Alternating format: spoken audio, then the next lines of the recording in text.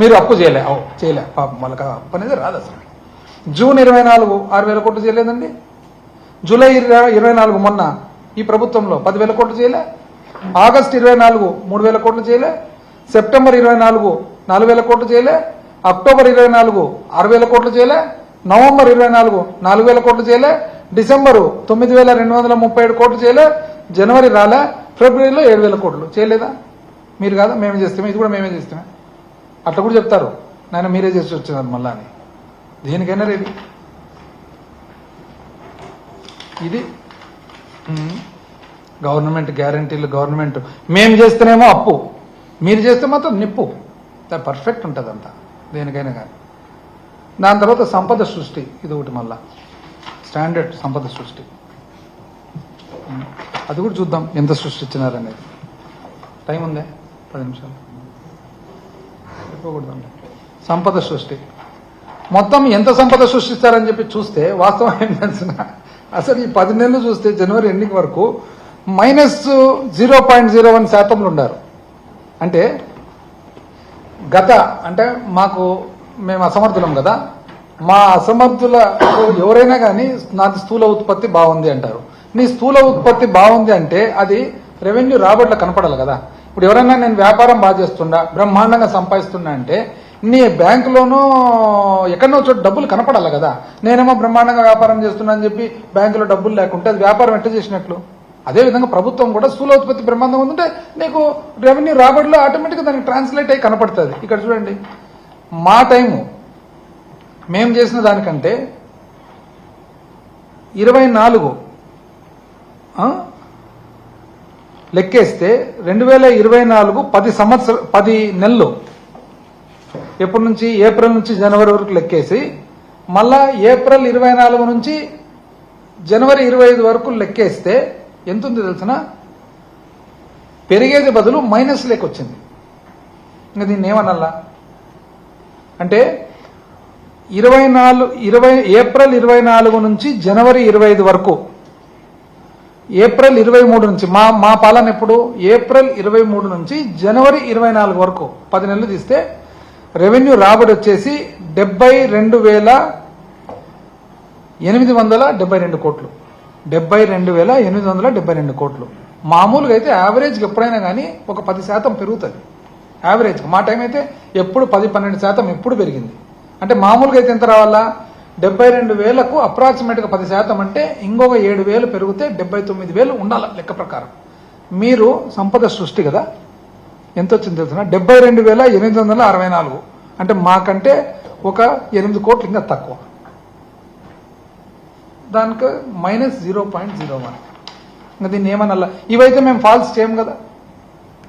మీరు మొన్న నీతి ఆయోగ్ దాని మీద ఒకటి ప్రజెంటేషన్ ఇచ్చినారు. ఏమని? మాట్లాడితే ప్రతిదానికి గత ప్రభుత్వం అసమర్థ పాలన. అసమర్థులమే, కానీ అసమర్థులు మీకంటే బాగా ఇచ్చినామే. ఇది ఎట్టుందంటే ఇద్దరు ఎగ్జామ్ రాస్తారు, ఆయన అసమర్థుడు ఆయనేమో 90 మార్కులు వస్తూనే ఉండే. సమర్థం మనకు 60 వస్తుండే. ఎవరు సమర్థులు ఎవరు అసమర్థులు?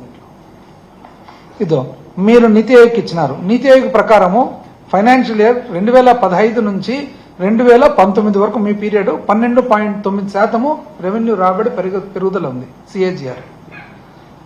మీ నీతి ఆయోగ్లో మీరిచ్చిన సమయం పీరియడ్ 2020 నుంచి 23 వరకు మీరు ఇచ్చినారు. మీరు ఇచ్చిన దాని ప్రకారం చూస్తే మా పాలనలో పడుతుంది 14.1% పెరిగినాం. ఎవరు సమర్థులని? ఎవరు సమర్థులు ఎవరు? దానితో మళ్ళీ ఇప్పుడు కొత్తగా ఏం తెలిసిన, అసలు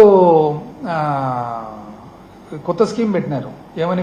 ఇప్పుడు ఫాస్ట్గా రెవెన్యూ పెరగాలి కదా. రెవెన్యూ పెరగాలని చెప్పి ఏం పెట్టినారంటే ఏది ఇంటి పన్ను పెంచేదన్నమాట. దాన్ని ఏంది పెంచేదంటే ఇప్పుడు కూడా చాణక్యుడిని కోట్ చేసినారు చూడు. చాణక్యుడు ఏం చెప్తాడు తెలిసిన? పన్ను అనేది ఎప్పుడు కూడా చాలా ఇప్పుడు కొత్త మోడర్న్ మనం పెద్ద ఎంబీఏలు అంతా పెద్ద ఆక్స్ఫర్డ్లు కేంబ్రిడ్జ్లు చదివేది చాణక్యుడు అప్పుడే చెప్పినాడు. దానికి ఒక టిప్పింగ్ పాయింట్ అని ఉంటుంది. పన్ను అనేది ఎక్కువ చేస్తే రాబడి ఎక్కువ బదులు పడుతుంది. ఒక్క చోట వరకే అది ఇట్లా పెరుగుతుంది, ఆడ స్టాండర్డ్ అయిపోతుంది, ఇట్లా పడుతుంది. అట్లా చూస్తే వీళ్ళ నోట్ వీళ్ళదే. మళ్ళా వాళ్ళ నోట్లో ఏమన్నా ఉంది తెలిసిన? 1 ఫిబ్రవరి 2005కు మార్కెట్ వాల్యూస్ రివైజ్ చేయాలా. 16,997 గ్రామాలు, 9,000 చిల్లర వార్డులు, అంటే 17,000 గ్రామాలు, 9,000 వార్డులు పెంచాలని. ఏమంటే వాళ్ళు ఎందుకు పెంచాలనుకుంటున్నారంటే 2023-24 ఈ సంవత్సరము పీరియడ్ లెక్కేసుకుంటే మా పీరియడ్తో, అంటే మాది అసమర్థులు కదా, మా అసమర్థుల పీరియడ్లో మాది 7,699 కోట్లు స్టాంప్స్ అండ్ రిజిస్ట్రేషన్ ద్వారా మాకు వస్తే ఈ 10 నెలల సమయంలో వాళ్లకు 7,070 వచ్చిందంట, తక్కువ వచ్చిందంట.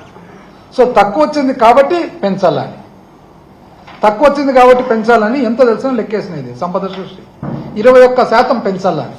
21% కూడా రేషనలైజ్ చేసి పెంచినారు. ఎట్లా పెంచినారంటే ఉదాహరణకు నరసన్నపేట శ్రీకాకుళం 38% పెరుగుతుంది, ఆ తర్వాత రణస్థలం 58% పెరుగుతుంది, గజపతి నగరం 45% పెరుగుతుంది, పార్వతీపురంలో పెంచుతారండి. అక్కడ ఎవరు కొంటారు ఎవరు అమ్ముతారు పాపము. ట్రైబల్ ఏరియాలో 35% పెంచడం. ఆ తర్వాత నర్సీపట్నం 34, స్పీకర్ గారి కాన్స్టిట్యున్సీ 34 అంటే ప్రతి ₹1,00,000 ఇప్పుడు 1,38,000 దాని వాల్యుయేషన్ పెరుగుతుంది అనమాట. ఆ తర్వాత పాడేరులో 73% అంటే ₹1,00,000 విలువ చేసేది ఇప్పుడు 1,73,000 అవుతుంది అనమాట విలువ, దాని మీద స్టాంప్ డ్యూటీ. ఆ తర్వాత ఇంకా రాయలసీమకు వచ్చేటప్పుడు చూడండి, ఫస్టే అల్లకల్లోలం రాయలసీమ, దానికి తోడు దువ్వూరు 49%, పుంగనూరు 32%, వెంకటగిరి 42%, నందికొట్కూరు 44%, బనగానపల్లె ఆర్ఎండ్బి మంత్రి గారి నియోజకవర్గం 55%, కోయిలకుంట్ల ఆయన నియోజకవర్గం